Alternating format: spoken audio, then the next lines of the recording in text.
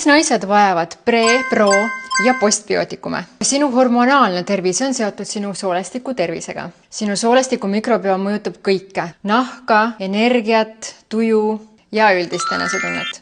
Aga pidev stress, kohv, töödeldud toit, vähene uni, antibiootikumid mõjutavad sinu soolestiku tervist. Sellepärast on oluline toetada oma soolestikku mitte ainult probiootikumidega, vaid ka pre- ja postbiootikumidega. Prebiotikumid on nagu sinu soolestiku heade bakterite toit. Headel bakteritel on vaja neid, et elus püsida.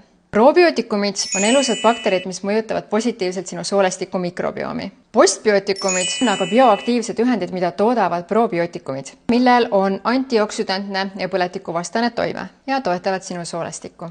Kõike seda me saame erinevatest toiduainetest ja toitudest, aga samuti ka kapslivormides. Dr. Ohhira kapslites on olemas juba pre-, pro- ja postbiootikumid. Kuna mina tahan tunda ennast hästi, olla energiline, ilus, siis lisaks tervislikule toitumisele kasutan ka mina Dr. Ohhira probiootikume.